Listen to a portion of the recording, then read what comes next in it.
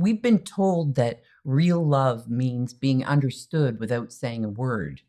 But what if that idea is actually wrecking your connection? What if the real reason you feel unheard in your relationship isn't that they don't care, but that you've both been navigating from a place of misunderstanding fueled by insecure thought? You're not crazy for wanting them to just know what you need. But here's the truth, we're all living in separate realities. They aren't ignoring you, they're simply responding to the thinking that looks real to them, just like you are to yours. See, I used to coach couples by fixing the surface level communication. But what I've come to see is this: underneath every pattern of frustration is a moment of innocent misunderstanding.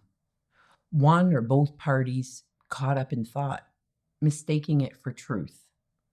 In this video, I'll guide you toward a deeper understanding of how your own experience is created, not by your partner's behavior, but by thought in the moment, and how seeing that is what reconnects you without needing to try harder or talk more.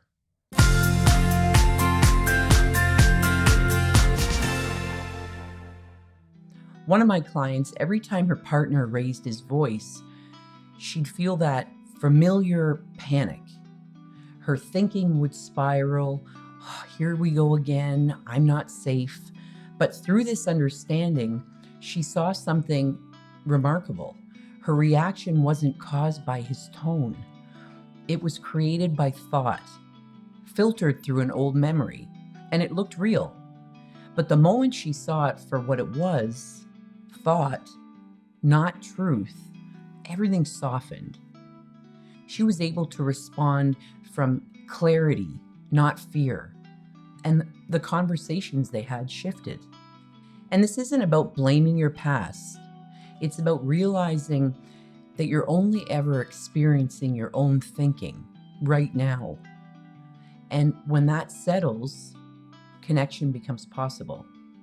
So now that you see your feelings are coming from thought in the moment and not your partner's tone or silence or choices, you can drop the exhausting habit of interpreting every pause or misstep as a personal attack. They're probably not withholding love on purpose. They're just lost in their own storm of thinking, just like you are sometimes. And once you see that, you stop needing them to read your mind. You stop waiting for them to get it before you feel okay. Now let's talk about how to ask for what you want without feeling fake or dramatic or needy. Because here's the thing, clear, kind communication, it doesn't start with the right words. It starts with a settled mind and a good feeling.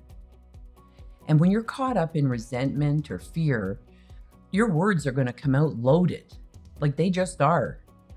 But when you remember that your well-being doesn't depend on someone else's response, that you're okay, even if the other person doesn't react the way you want them to, then asking for what you need, it just gets so much simpler. It becomes just that, a request, not a demand. It's not a test, just a simple, clean request. Another one of my clients, she used to hint, withdraw, and stew in silence because she believed asking outright would make her seem too much. But when she saw her worth wasn't on the line, that her value didn't hang on how he responded, she was finally able to say what was on her heart. We had long conversations and she said, I'd love it if we had dinner together once a week, just the two of us. It would mean a lot to me. That's it. No drama, no buildup, no crash. And you know what happened? He said yes. Sometimes he forgot. Sometimes they got takeout. But she felt better because she stopped holding him hostage to unspoken needs and she started showing up for herself.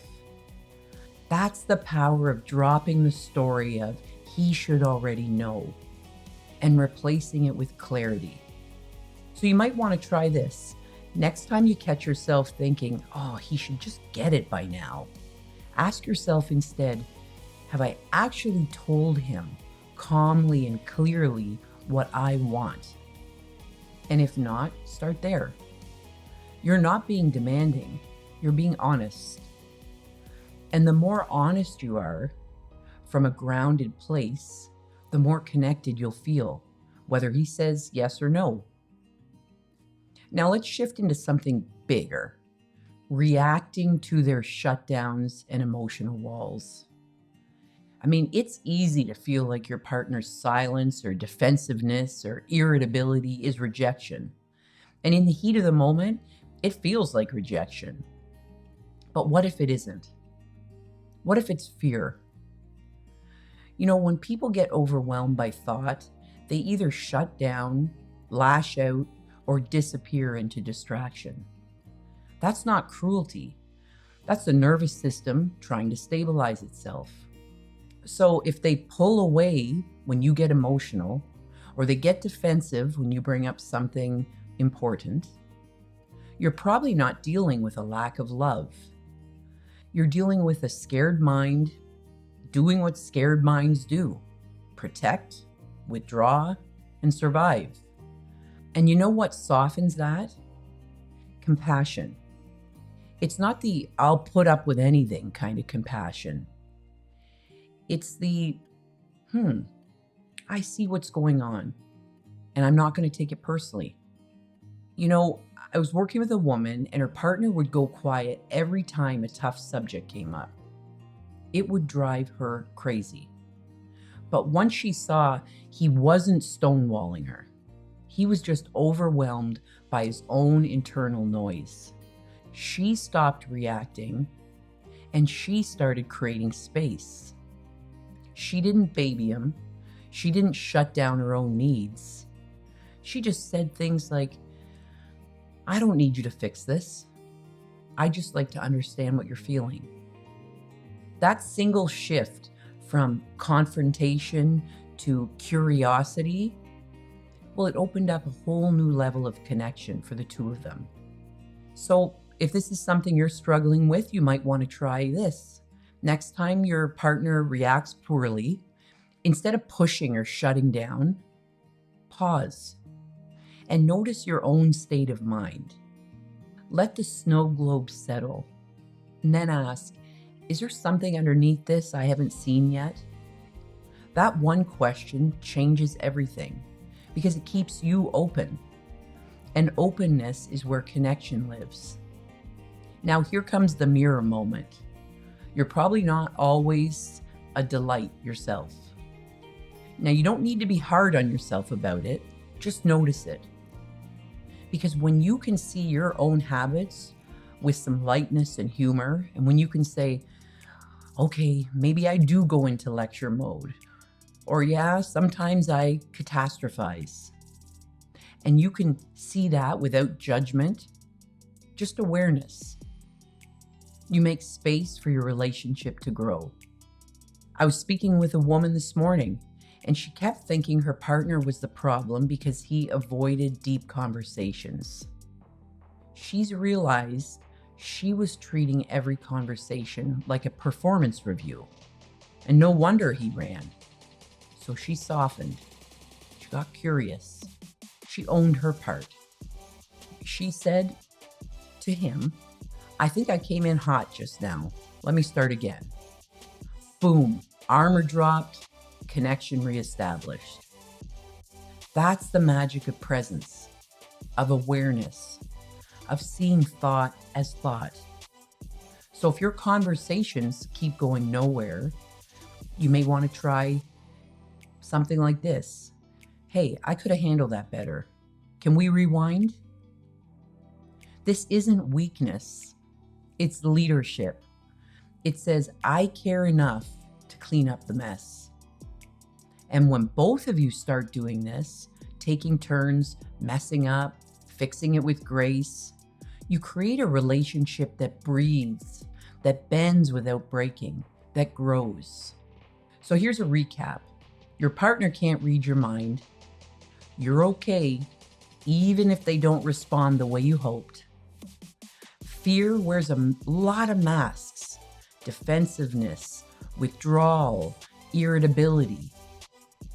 And compassion, not control, is how you reconnect. And awareness of your own patterns is the beginning of real emotional maturity. You know, we all get caught up in thought. Like, we all forget who we are sometimes. But when you remember that both of you are doing the best you can with the thinking that looks real to you in the moment, you soften. And that softening is not weakness, it's strength. It's the foundation of a real relationship. And it starts the moment you stop waiting to be understood and start choosing to understand. I've created a video, Some Words Make Your Heart Skip a Beat, and I'll show you how to bring timing, tone, and truth into your conversations so they actually connect. You can check it out here. Thanks for being here. You are love. You are perfect. You are not broken. There's nothing to fix.